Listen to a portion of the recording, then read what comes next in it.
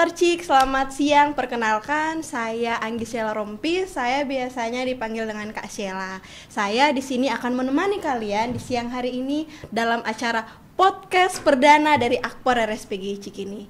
Ya, teman-teman sobat Arcik, Akper Cikini sudah mempunyai podcast dan ini adalah podcast yang pertama di mana podcast ini akan mendatangkan narasumber-narasumber bahkan alumni-alumni Akper Cikini yang berkualitas dan yang sangat luar biasa. So, teman-teman sobat Arcik tetap stay tune dan share, like dan video, subscribe ke siapa aja.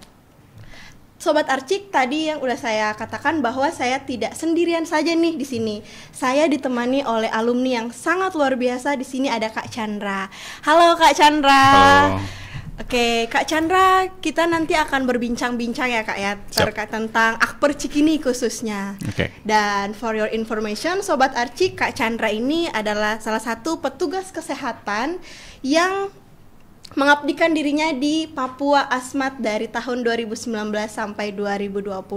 So, Sobat Arcik tetap stay tune di acara podcast kita. Oke, di sini udah bersama saya Kak Chandra. Siap. Kak Chandra, apa kabarnya Kak? Kabarnya baik banget, cuman ya agak ngantuk sih ya. Oke, siang-siang ini ya Kak. Kak Chandra udah makan siang tapi? Udah makan siang. Kak Chandra, kalau boleh tahu ini stay-nya di Jakarta atau di luar Jakarta Kak Chandra? Oke. Kalau stay, saya rumahnya di Jakarta, tapi sementara ini saya sekarang kan lagi kegiatannya kuliah ya, jadi bolak-balik Jakarta Surabaya sekitar ya 3 bulan sekali atau 2 bulan sekali pulang ke Jakarta, pulangnya paling seminggu. Wah, sangat luar biasa. Makasih loh Kak Chandra udah menyempatkan waktu untuk datang ke acara podcast kita. Tadi datang ke Akper, hujan nggak Kak? Kehujanan nggak atau macet apa gimana nih Kak? Tadi kesini karena rumah saya depan situ ya, gerimis, jadi saya lari-lari kecil. Akhirnya sampai juga kesini, sempat lupa di mana Akpernya gitu. Karena kan dulu rumah saya Cikini ya, sekarang udah Primaya gitu. Oke, ya sekarang kan udah beralih dari PGI ke Primaya, tapi Akpernya tetap Kak di lingkungan rumah sakit di Primaya PGI Cikini. Kak Chandra, ini kita mau tanya-tanya seputar di Akper Cikini dulu berkuliah, setelah itu sampai ke jenjang ke pekerjaan, boleh nggak? Boleh banget. Oke. Kak Chandra, apa sih, kan tadi Kak Chandra datang kan dari depan ke Akper, lewatin rumah sakit Primaya, melihat logo Akper di Direktorat Akper itu, depan kan udah taman nih Kak ya? Iya benar. Nah, ada nggak sih Kak kenangan Kakak waktu selama berkuliah di sini? Lihat Akper nih, logo Akper, Kakak ingat nggak sih suatu something tentang Akper Cikini khususnya? Ya, jujur ya, dulu itu saya pas datang dari depan ke dalam ini, yang saya ingat pertama, otomatis kan saya lewat depan ya. Saya itu anaknya pedagang kaki lima yang ada di depan rumah sakit. Yang pertama saya ingat adalah setiap saya istirahat, saya pasti jajan ke ibu saya, bukan jajan gratis. Itu yang paling kenangan. Selanjutnya, pas masuk ke dalam, saya lihat kapel. Saya ingat setiap Jumat itu saya beberapa kali masuk ke situ untuk mempelajari hal-hal baru, hal-hal yang positif kayak gitu. Yang baik-baik atau yang sesuai dengan saya pelajari. Yang kurang sesuai ya nggak perlu saya kritisi kayak gitu. Kemudian masuk ke dalam, tadi saya langsung ketemu Pak Cecep. Jadi dia cleaning service yang menurut saya pengabdiannya lumayan lama banget dari saya tahun berapa ya? Dari 2014 2015 kayaknya. Ya. Nah, sampai sekarang ternyata masih ada gitu. Ya. Terus saya lihat logo Akpernya, ya apa namanya? Terharu gak terharu? Ya terharu sih, terharu gini sebetulnya. Gue dulu dari sini, terus sampai sekarang gue di titik ini semua tuh dari sini gitu, kayak wah gila ya, tempat sekecil ini, dalam arti lingkungannya memang kecil kan ya, tapi bisa melahirkan banyak-banyak orang besar kayak gitu loh. Gue belum besar, tapi maksud gue di luar sana banyak yang lulusan-lulusan yang udah jadi orang besar. Oke, wah sangat luar biasa. Itulah kenangan Kak Chandra di tentang Akper Cikini khususnya ya Kak ya. Kalau boleh tahu nih Kak, Kakak angkatan berapa sih Kak? Saya angkatan 44 kalau salah. Ya, kalau nggak salah angkatan 44 ya Kak ya. 44. Oke Kak. Sekarang Kakak tahu nggak sekarang udah angkatan berapa Kak di Akper Cikini? Mahasiswa Kakak tahu nggak? Kalau secara pasti nggak tahu, tapi gue kalau nebak ya, kayaknya ini udah 44, 45, sekitar 56. Belum Kak. Berapa? Sekarang udah sampai di angkatan 54. Wah, selisih 2 lah ya. 10 tahun loh Kak. 10 tahun yang lalu Kakak lulus dari Akper Cikini. Kalau dihitung kan ya Kak ya 10 tahun. Mau tanya juga nih Kak, kan Kakak tadi yang Kakak bilang Kakak jajan kalau setiap istirahat itu pergi jajan di ibu Kakak di depan. Nah, alasan Kakak untuk masuk Akper Cikini tuh dulu pertama kali tuh kenapa Kak masuk sebagai seorang perawat? Oke. Jadi gini, panjang sebenarnya sejarahnya. Ini dibilang gua marketing juga terserah lu ya. Gua mau bilang apa namanya? Intinya baik-baikin atau enggak, nanti kalian bisa baca sendiri dari apa yang gua sampaikan. Jadi gini. Dulu itu gua lulus dari apa namanya SMA di Klaten di Cawas. Gua pindahan dari Jakarta ke Cawas, ke Klaten gitu di Jawa Tengah. Terus gua mau daftar TNI. Oke. Tapi sayang waktu itu gue udah persiapin semuanya, gue gagal di fisik gue karena gue sakit waktu itu, jadi gue nggak bisa ikut seleksinya. Nah terus ibu gue telepon, Dek, sebenarnya marketing terbaik itu ibu gue. Dek kamu ke Jakarta aja, kenapa? Nanti saya sekolahkan di sekolah kesehatan, nggak bilang perawat, karena juga waktu itu pengetahuan gue tentang kuliah nggak terlalu banyak, apa itu jurusan masing-masing gitu nggak tahu. Oke, terus enggak pernah gue bilang, enggak, aku mau masuk TNI gitu. Nanti di sini bisa jadi TNI karena ada contohnya banyak lulusan Akper yang jadi TNI. Iya betul sekali. Kayak gitu. Oh iya beneran. Ya udah akhirnya gue datang ke sini, gue mau sekolah di sini. Ya udah. Jadi dia bilang kenapa di Cikini? Pulang kata ibu gue. Sebetulnya marketing terbaik adalah orang-orang itu sendiri dari mulut ke mulut. Jadi masyarakat di sekitar situ, orang tua gue dari apa ya, dari gue kecil sampai gue gede segini, dia emang jualan di situ. Jadi mereka paham apa kualitasnya Akper tuh kayak gimana. Terus alumni yang kerja di situ, orangnya positifnya kayak gimana mereka tahu. Ibu gue tahu. Jadi dia bilang kalau gue anakku masuk situ, pasti kurang lebih apa namanya etikanya, kesuksesannya ataupun hal-hal positifnya kurang lebih sama kayak mereka-mereka yang saat ini yang ibu gue lihat selama ini. Jadi alasan gue kalau masuk sini kenapa? Pertama dari orang tua gue dulu, karena gue nggak tahu apa-apa ya. Kedua, setelah gue menyelam di sini, ternyata Akper Cikini itu Akper pertama, bukan Akper, sekolah perawat pertama di Indonesia. Dan itu setelah gue di sini, gila loh, ini apa ya? Ya ini legend gitu loh. Ya sesuatu yang lama, cenderung dia lebih kayak pengalaman yang kayak gitu. Karena gue kan kuliah setelah dari D3 ini kan lanjut ke S1, terus sama S2 ya.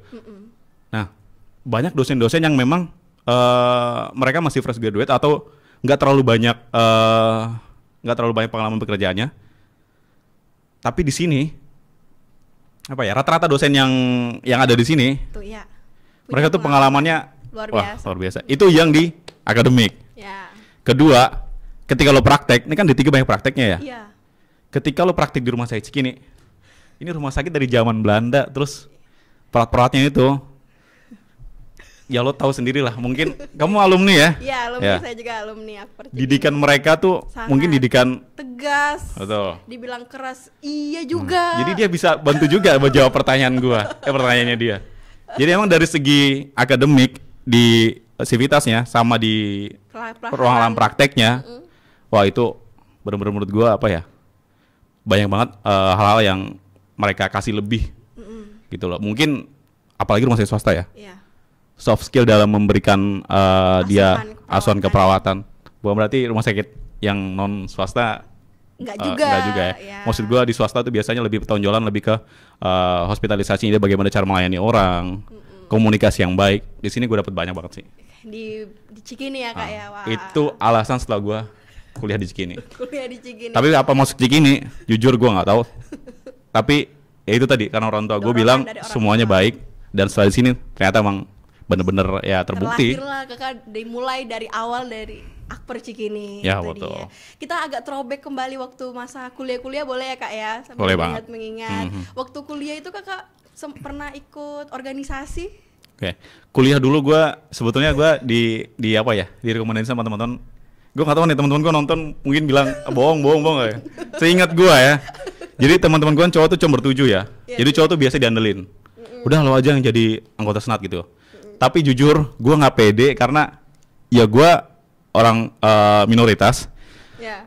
Walaupun di sini nggak ada diskriminasi, nggak ada. Cuma maksud gue gini, ya gue nggak pede aja gitu.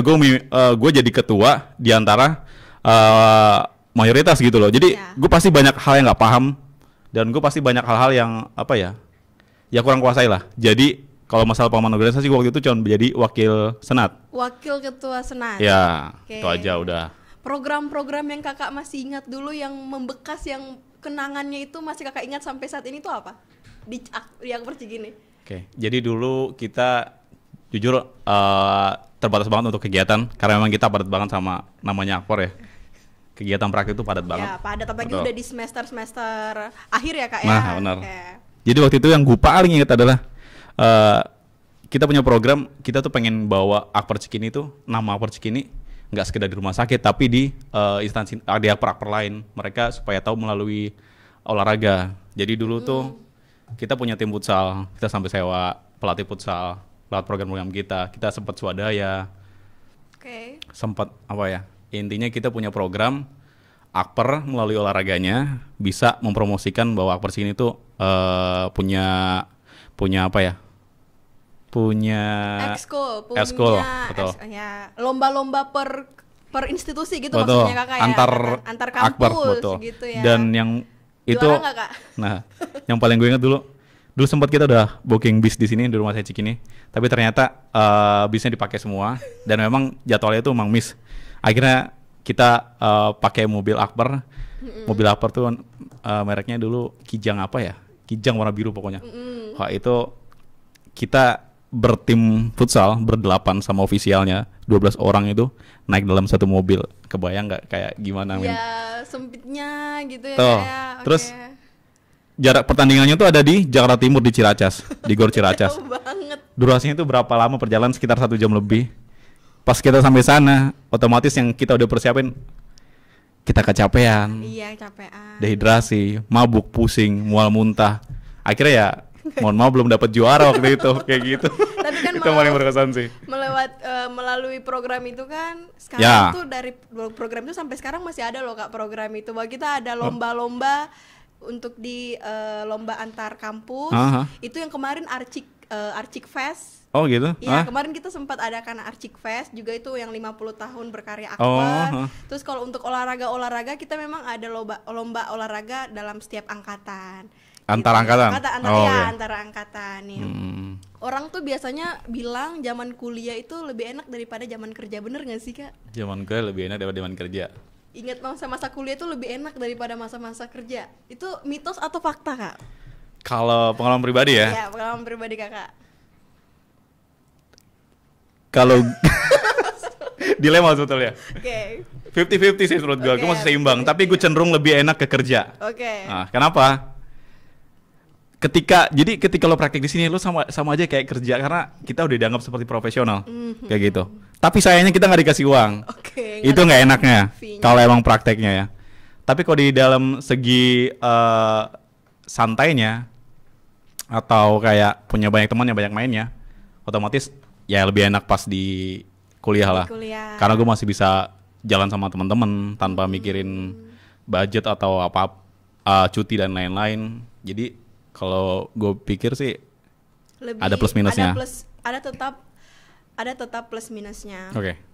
Nah, dulu selama berkuliah di Akper Cikini, kita mau tahu dong Kak, dosen favorit Kakak dulu.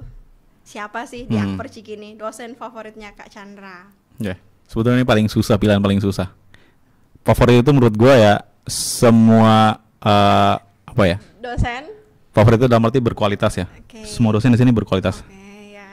Gue nggak apa ya, nggak marketing atau gimana tapi seriusan yang paling gue favoritin ada dua, tapi yang paling ya Buru Mondang.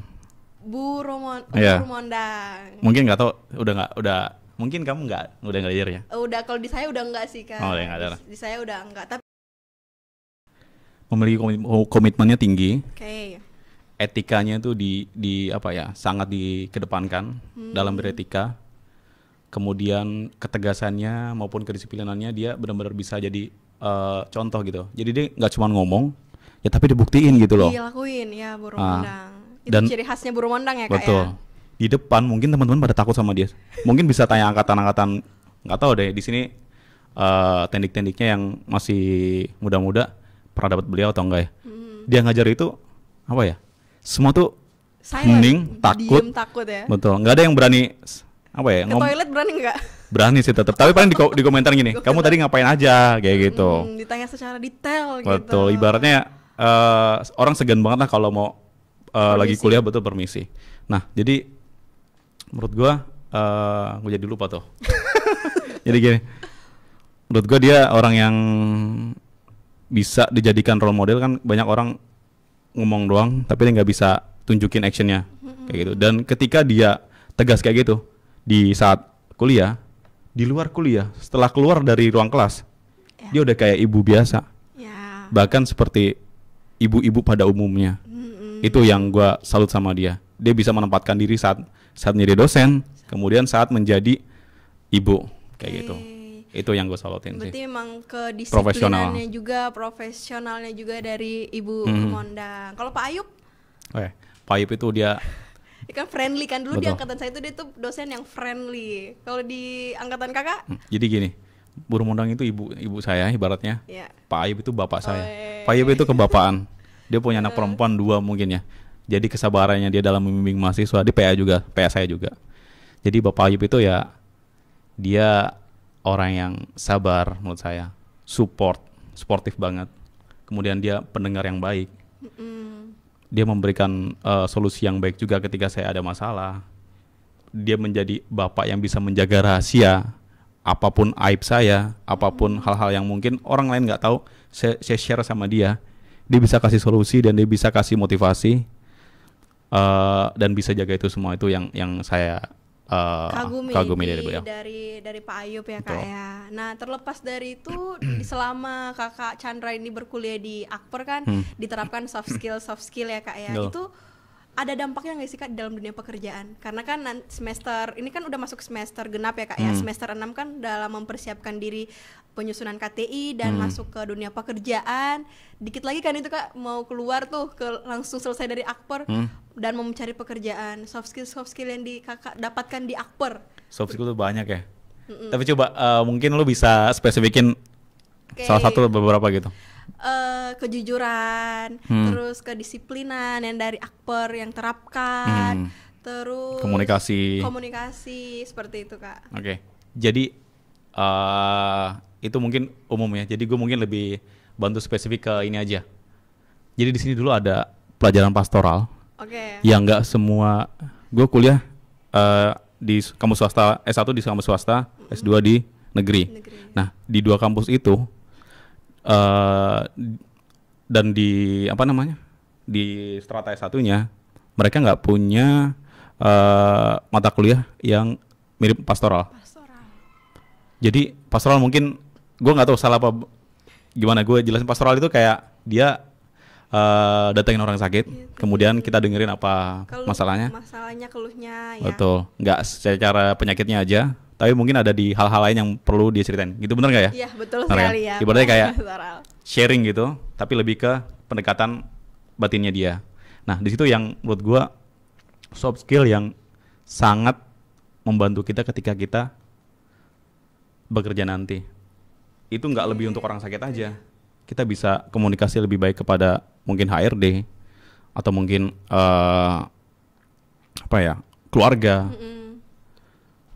Kemudian kayak saya waktu itu di puskesmas, masyarakat secara umum, masyarakat yang berbeda agama, berbeda suku, itu sangat saya dapatkan di situ. Jadi itu pelajaran yang paling paling berkesan buat saya. Saya bisa face to face, dari hati ke hati, tahu masalah orang melalui pelajaran itu. Bukan cuma hanya sekedar penyakit saja yang kita tahu, tapi seluruhnya sampai keluh kesahnya juga kita harus tahu itu di pelajaran pelayanan pastoral ya Kak. Betul. Karena poinnya kan perawat itu kan ya, lo ngerawat satu shift gitu loh. Mungkin itu karena profesi kesehatan yang paling lama itu sama pasien ya perawat, benar kan? Betul Kak. Ya, betul. Kayak gitu. Jadi ya itu plus banget buat gue sih, bagus banget pelajarannya. Itu dan sampai sekarang nih ya Kak ya, pelajaran pastoral itu tetap ada di Akper Cikini. Oh masih ada. Oke. Untuk keterampilan nih Kak, kan perawat Cikini ini masih vokasi, dimana kan dituntut untuk lebih banyak keterampilannya, Ya. ya kan Kak. Nah keterampilan yang mungkin dulu Kakak pernah pelajari waktu kuliah yang sangat berguna di dunia pekerjaan, yang membedakan nih antara Akper Cikini sama institusi lain, ada nggak sih Kak? Ada banget. Wah. Cuman gue lagi-lagi gue takut dibilang marketing itu gimana, tapi ini pengalaman gue ya, Ya, nggak apa-apa, pengalaman gue nggak Bang. apa-apa, Kak, ya. Dan gue nggak tahu, mungkin yang gue temuin itu adalah oknum dari siswa di sekolah itu, Oke. gitu loh. Setiap gue praktek, gue pasti ketemu sama akper-akper atau S1 yang itu perguruan tinggi negeri malah. Iya. Itu mungkin secara peringkat dia udah masuk jajaran 4 besar gitu loh di Indonesia gitu peringkatnya. Skillnya ketika kita di lahan praktek itu mereka kadang-kadang minder sama kita, kayak gitu. Itu aja suruh anak Cikini. Akper Cikini aja udah. Coba Bang, boleh nggak temenin saya nginfus pasien gini-gini? Oh, kenapa emang? Saya masih belum pede kayak gitu-gitu. Nanti temenin saya Bang ya, kayak gitu-gitu. Jadi apa yang gue alamin itu bukan satu orang, tapi hampir di setiap lahan praktek mereka tuh mungkin nggak tahu perasaan gue atau gimana, tapi ya faktanya gitu. Ya dia ketika dia mau praktek, dia pasti ngajak, yuk sama-sama yuk bantu kita kayak gitu-gitu. Jadi ya skillnya lah, ya apa ya? Ya lu nggak perlu tanyain apa ya? Dari kelas mahasiswa ya. Iya. Menurut gue paling unggul sih. Oke. Kayak gitu. Iya sih. Dan itu emang fakta sih Kak ya. Kan? Oh. Mungkin kamu alumni sini ya? Iya, saya angkatan 48. Nah, mungkin itu pertanyaan saya juga buat kamu kayaknya deh. Dan Mungkin memang, matching gitu loh. dan memang kalau menurut saya itu memang terjadi sih Kak, kayak di rumah sakit swasta kan, kalau misalnya ada mahasiswa dari institusi yang lain, pasti kakak perawatnya, yuk Dek Cikini ayo jalan gitu-gitu. Jadi memang dari Akper Cikini tuh selalu dipanggil duluan dalam untuk keterampilan. Mungkin kita terlalu pede kali ya, karena kita kalau di laboratorium kan kita udah takut duluan nih udah takut duluan, apalagi dapat dosen-dosen, misalnya ini dosen yang menguji kan. Jadi kita udah emang dari malamnya, dari sebelumnya kita udah emang pelajari ngotot banget itu diktat-diktatnya Betul, gitu. betul. Dan satu lagi, gue pernah ngelamar di RSUD di DKI Jakarta. Itu pas ujiannya pasti OSCA. Dia kayak keliling ke ruangan-ruangan, dites tuh skillnya. Ketika dites banyak dari nggak ada yang Akper Cikini waktu itu. Kampus-kampus lain kayak gitu loh. Okay. Dan emang peringkat, nggak tahu individu gue atau gimana ya, peringkat gue tuh lumayan bagus gitu loh. Tapi sayang pas gue bilang kayak gini, dia tanya pertama, masnya dari mana? Dari Akper Cikini. Oh gitu, iya. Ini skillnya nilainya segini ya. Oh gini-gini. Jadi skill kamu bagus. Terus saya mau tanya, apa rencana kamu 5 tahun ke depan? Saya bilang kuliah. Akhirnya saya nggak diterima. Karena mereka perlu jangka panjang. Jadi artinya adalah ya lagi-lagi nggak tahu melalui gue atau semuanya. Kayaknya semuanya. Karena semua Akper Cikini angkatan gue nggak ada yang nggak kerja. Oke, semuanya kerja. Semuanya kerja. Semua wow. kerja. Itu menurut gue ya. Jadi nilai, jangan takut lah lo kalau mau kuliah di sini. Kalau emang lo mau ya, lo pasti dapat kerja. Pasti, iya. Pasti. Itu jaminan. Kalau lulusan Akper pasti bekerja. Dan di angkatan aku juga Bang, semuanya itu puji Tuhannya kerja semuanya di angkatan lulusan dari Akper Cikini ya. Jadi ya siap banget lah ya buat output ya. Nah, tadi kan kakak bilang udah masuk ke dunia pekerjaan ya Kak ya. Okay. Kendala yang sangat besar saat kakak masuk ke dunia pekerjaan itu awal-awal tuh apa? Oke.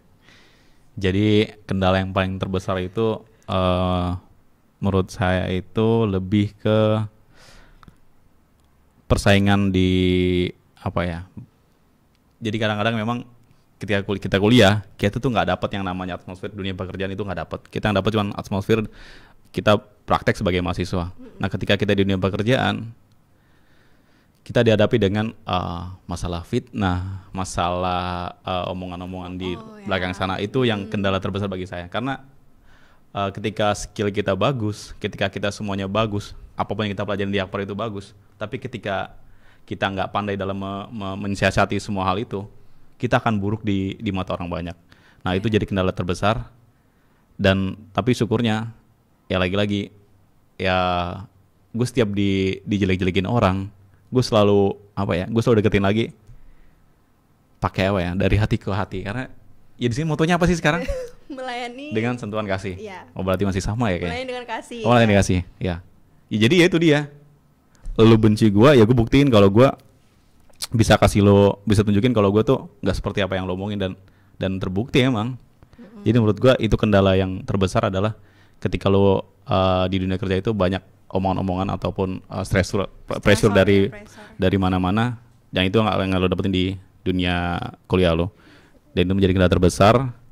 Dan Akbar juga kasih solusi sih. Oke, dan Akbar itu bukan cuma hanya memberikan knowledge yang banyak, tapi yang tadi Kak dengan kasih itulah yang ada plusnya di Akbar Cikini yang seperti Kak tadi bilang kan. Benar. Ya, itulah di Akbar lain yang nggak dapat, dimana kita itu juga harus bisa secara kasih itu sesama orang ketika kita merawat pasien, itu yang mungkin diajarkan yang poin plus dari Akbar Cikini. Iya, dan bisa terapin ke teman kita di dunia pekerjaan. Iya, betul sekali Kak. Ada lagi Kak mungkin kendala-kendala yang lain? Kendala lain awal-awal cari kerja gitu Kak, mungkin bikin CV kan zaman dulu kan mungkin zaman angkatan Kakak CV-nya masih dikasih titip ke administrasi kan, kalau sekarang kan via online ya Kak ya.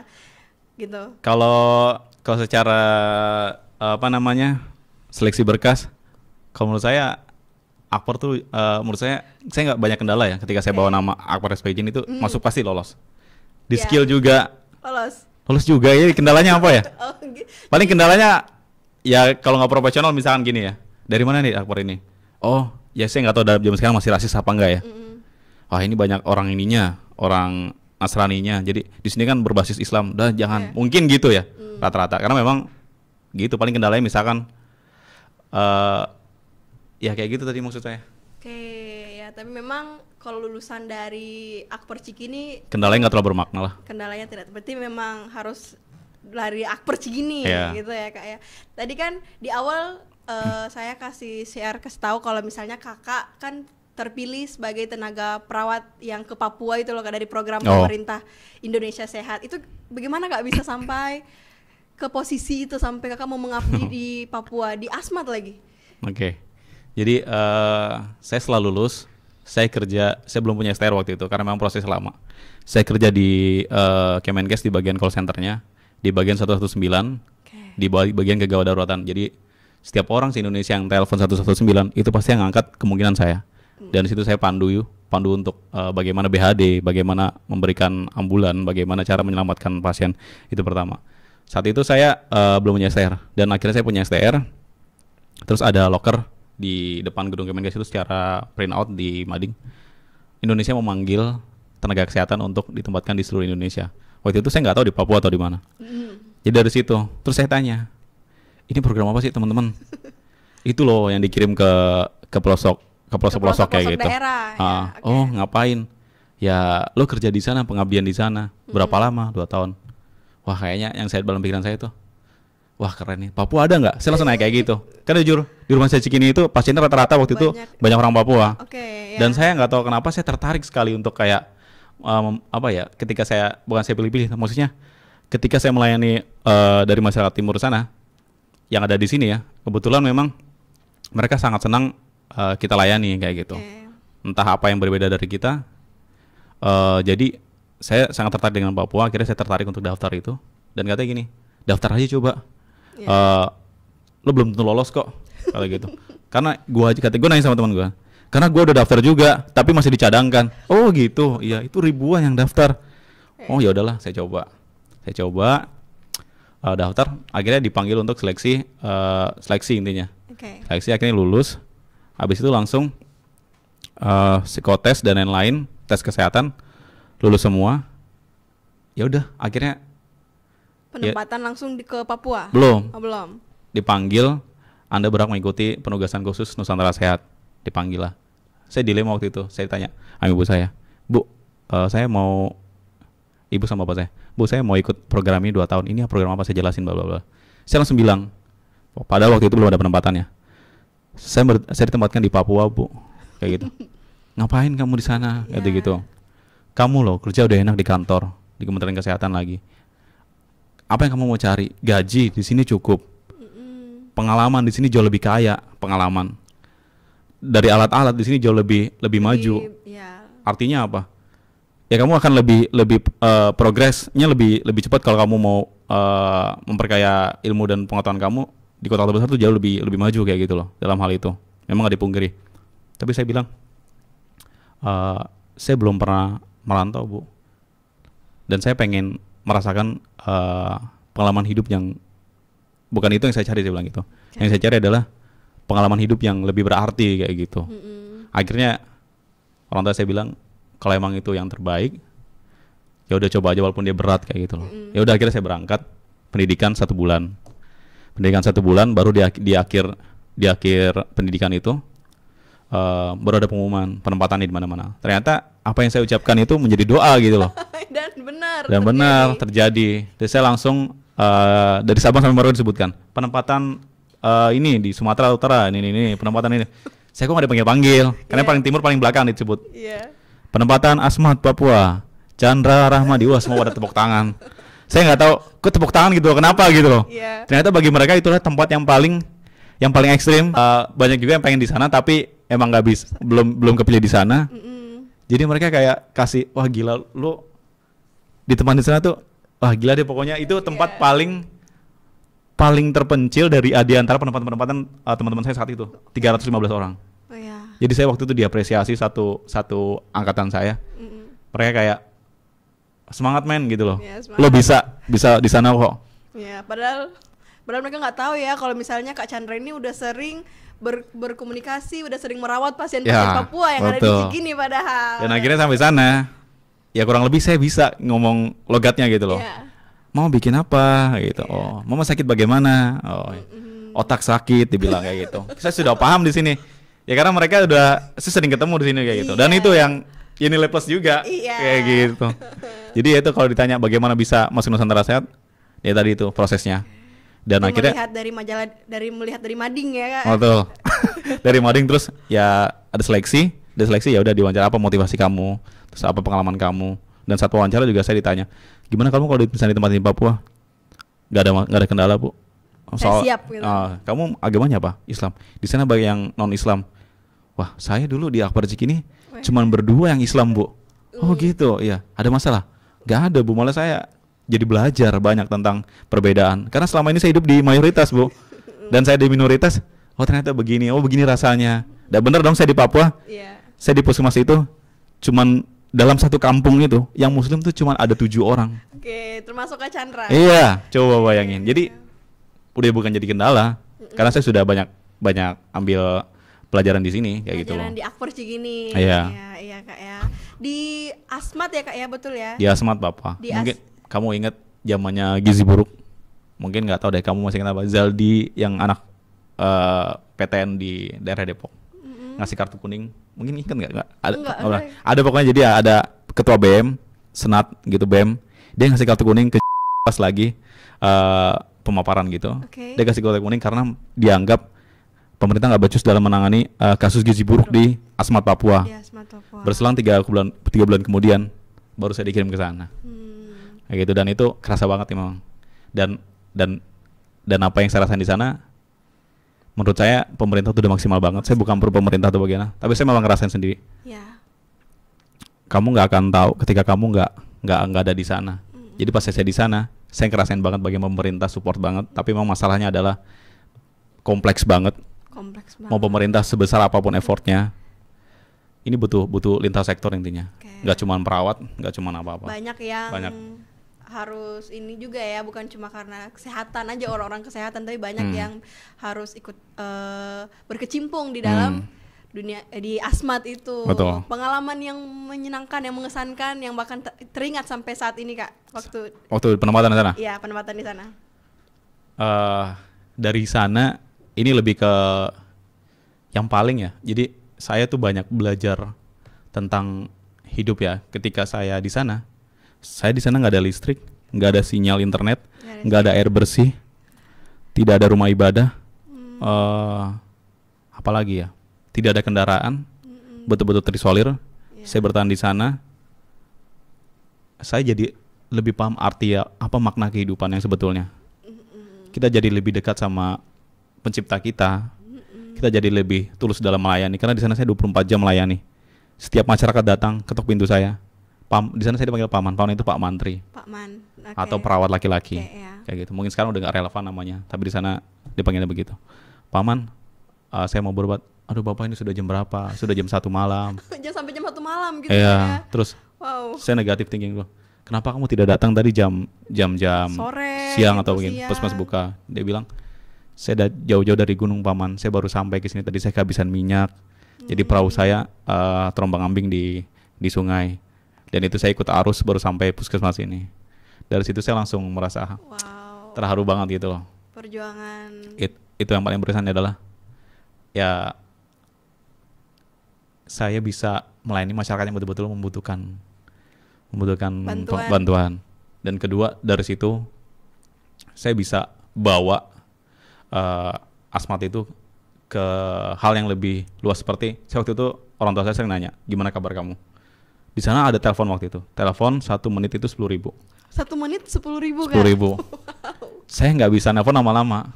Yang itu pun putus-putus. Jadi saya nelfon gini. Nak, gimana kabarmu di sana?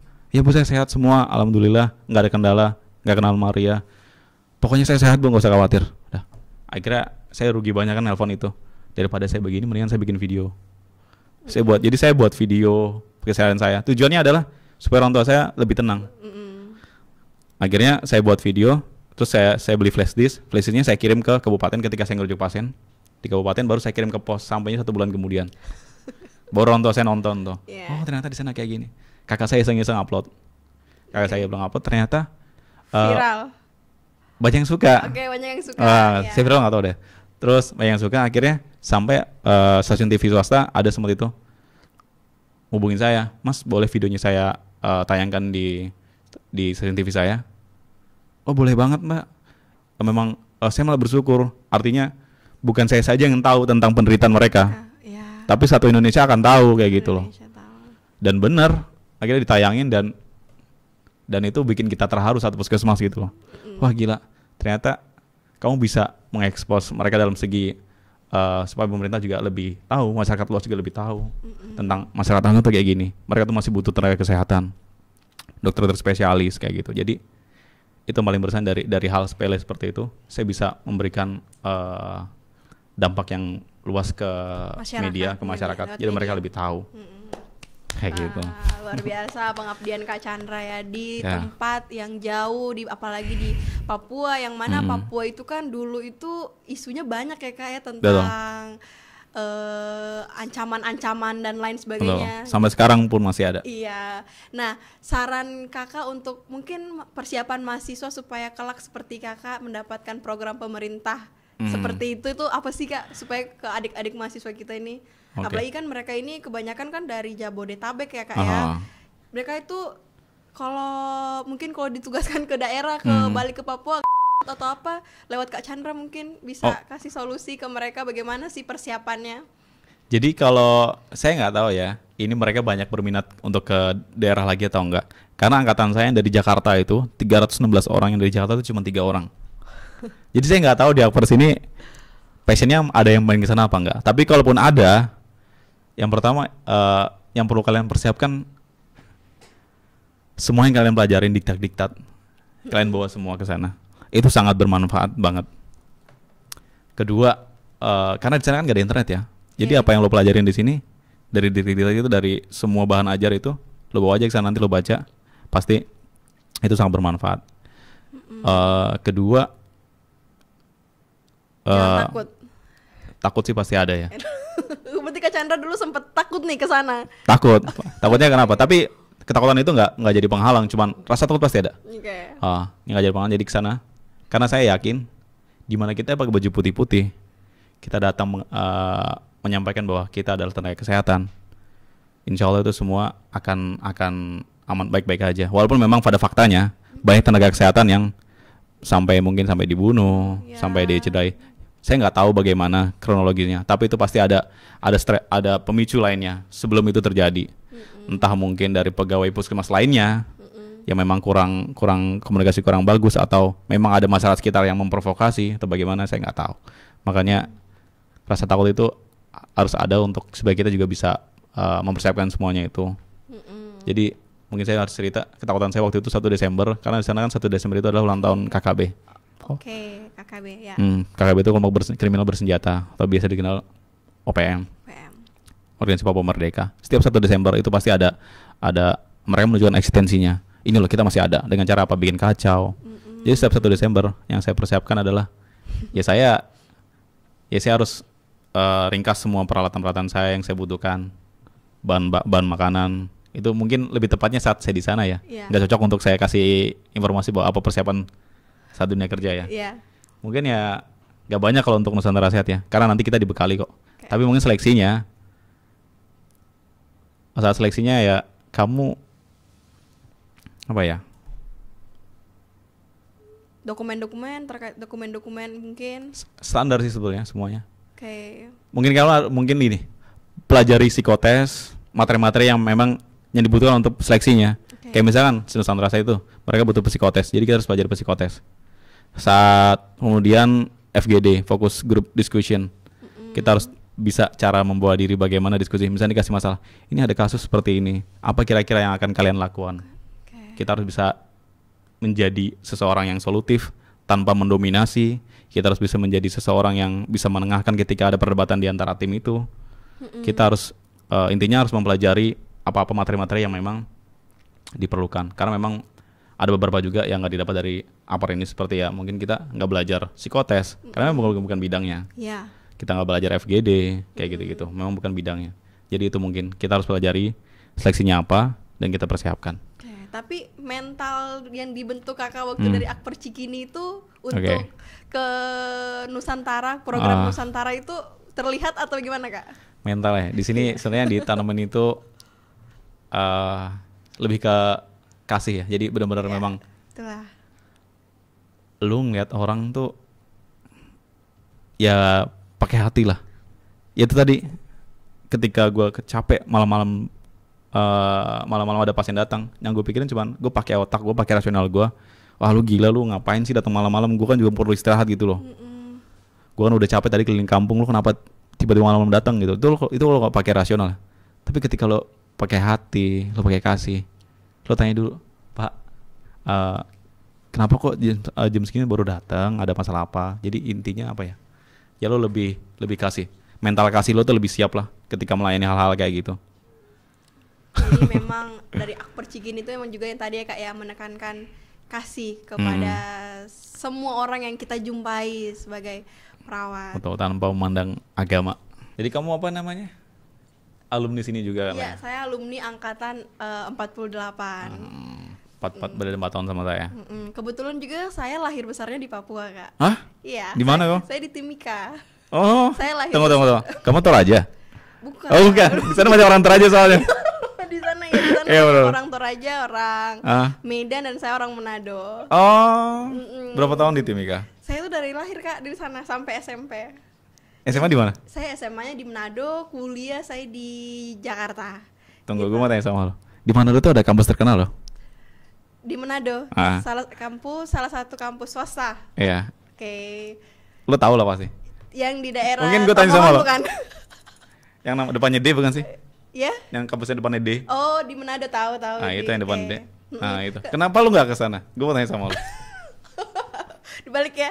Iya. Jadi dulu itu ya kak ya, waktu itu aku tuh ikut sama tante ke Jakarta. Dulu tuh sebenarnya aku tuh belum mau kuliah selama 1 tahun. Maunya tuh kayak having fun aja, pengen jalan-jalan gitu, pengen nikmatin dulu. Iya, pokoknya mau nikmatin masa selama 1 tahun itu nggak kuliah. Tapi aku dibawa sama tante aku untuk tes di Akper Cikini. Tante orang sini? Tante aku lulusan juga di sini kan, alumni sini juga. Tunggu ya, gitu. Jarang orang yang rekomendasi tempat itu ya kalau bukan karena testimoni sendiri. Ya berarti tante lo juga tahu lah kualitasnya. Jadi karena tante lo ya, kalau kan karena ibu gue ya. Tanteku masuk sini. Tapi sebelumnya nih kak ya, aku tuh temenin saudara aku ke kampus yang D itu di Manado untuk daftar. Nah, ternyata kampus itu juga bekerja sama rumah sakit, dulu masih rumah sakit Cikini dalam praktek gitu. Ya. Nah, pas aku pindah aku ke Jakarta ikut sama tante, disuruh tes. Akhirnya tiba-tiba dikasih tahu, dikasih kabar kalau lulus, akhirnya udah kayak ke bawah aja ikut menetap di sini dan langsung masuk asrama kan kita kan. Iya, betul. Biasanya masuk kalau dari daerah kan Iya, di asrama. asrama prioritas. Ya udah jadi udah deh langsung masuk di Akbar. Begitu. Di Akbar Cikini gitu. Yeah. Timika. Jadi saya tuh kalau naik pesawat, kalau nggak dari Timika dari Merauke. Saya sering beberapa ke Timika. Kayak gitu. Sekarang kan Moses Kilangin bandaranya. Iya, bandara Moses. Sekarang udah bagus bandaranya. Udah 2 bandaranya kan di sana udah Iya. ada 2 bandaranya. Berarti kakak ke Nabire Ke Asmat. Ke Asmat lewat Papua Timika. Lewat Timika. Lewat Oke. Timika terus naik kapal. Atau naik pesawat Airbus, Sosi Air, kayak gitu-gitu. Kamu belum pernah ke Asmat? Saya belum pernah ke Asmat, cuma sampai di Timika terus ke Papua Nugini. Oh. Perbatasan ke Jayapura kan betul. saya ke Jayapura juga. Ada rumah di tante di Jayapura, saya main di Jayapura aja tuh. Jujur loh, saya saya bahas, sorry agak lain ya gua bahasnya. Jadi Papua itu orang Papua aja, saya ceritakan tentang di Asmat, itu mereka kaget gitu. Mereka sampai saya waktu itu pernah bawa, saya kan sempat bawa pasien saya, dia dari Papua tapi di Jayapura. Dia bilang, saya dulu punya pengalaman di Asmat Pak. Oh iya, wah luar biasa. Dia pendeta. Saya saja belum tentu mau di sana. Tapi Mas kok mau ke sana? Terus saya kasih lihat Instagram saya ini gini. Wah luar biasa. Jarang lah. Saya mau dikasih uang berapa? Banyak teman-teman juga belum tentu mau datang ke sana. Saya salut banget karena nggak semua orang Papua tahu tentang Asmat tuh kayak gimana. Apalagi orang yang mendatang. Jadi emang kontras banget sih. Kamu kapan-kapan main ke sana? Pengen saya tuh dulu kan kalau Timika itu pegunungan kan masih ke pegunungan ya enggak. Ada tuh satu daerah saya lupa namanya tuh saya pengen banget ke sana karena pusat ini. Freeport. Bukan. Tembagapura. Bukan, itu kan tambang kan. Kak. Tapi ini kayak pusat mereka sering itu Festival budaya. Oh bukan, apa sih namanya? Enggak, Apa, mereka ayo? sering ini loh, apa namanya kalau misalnya lawan sesama suku kan masih kental banget kan itu. Terus kalau tenaga kesehatan masuk ke pelosok itu tuh selalu ditolak. Oh. Ada itu di Timika Kak. Gitu. Nggak tahu malah ya. Ada, saya lupa namanya juga. Oke, Ya, itulah ya. kisah waktu kakak di Papua ya Kak ya, sangat pengalaman yang sangat luar biasa. Halo. Pengen nggak sih kakak balik lagi ke sana?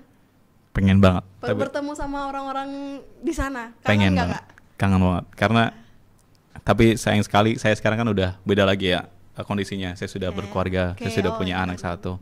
Mungkin saat ini saya cuma pengen mengunjungi beberapa minggu. Bahkan saya punya harapan ketika saya lulus nanti, sebelum saya bekerja, lulus S2 nanti, sebelum saya bekerja, saya pengen ke Papua lagi. Ke Asmat lagi. Khususnya di Asmat Papua. Ya. Dan syukur kemarin saya sempat ngomong kayak gitu, akhirnya saya dapat tugas jadi petugas enumerator dari Kemenkes ke Papua Barat selama 2 minggu, keliling Papua Barat. Jadi saya sudah kelilingin Papua Barat itu. Itu rezeki yang luar biasa lah. Berarti ke Manokwari, Sorong sana ya berarti. Betul, Manokwari, Sorong Selatan, Raja Ampat. Kayak berarti kalau didengar Bilang, dari perkataan kakak, perkataan adalah doa. Doa, betul. Kalau dibilang masih mau ke sana, saya masih pengen banget. Tadi kakak bilang melanjutkan program, kakak lanjut S2 kan ya? Ya, betul. Kalau nggak salah di Universitas Erlangga. Ya, di Surabaya. Kayak mengambil peminatan apa nih Kak? Oke, saya ambil komunitas. Karena Komunitas itu mungkin banyak orang nggak tahu, komunitas itu ya, mereka kegiatannya lebih banyak merawat di lingkungan komunitas atau di ranah puskesmas atau di masyarakat secara luas. Nggak cuma di rumah sakit tapi di masyarakat lebih luas. Nah, kenapa saya ambil itu? Ya karena saya punya pengalaman di Papua melayani komunitas masyarakat Asmat, dan itu menjadi saya inspirasi bahwa saya perlu banyak belajar karena di sana tuh nggak mudah untuk memberikan promosi kesehatan kayak gitu. Mungkin banyak hal-hal yang salah kaprah, banyak salah diartikan ketika kita berkomunikasi menggunakan pendekatan-pendekatan, kita ternyata nggak tahu ke promosi sama ini tuh harus menggunakan ini, ke promosi sama masyarakat ini tuh harus begini. Bahkan poster saja mereka kurang bisa terima kalau misalnya posternya itu adalah orang-orang kulit putih. ya. Jadi harus memang mungkin kulit hitam kayak gitu. Kemudian Mengikuti jamba, kulturnya mereka. betul.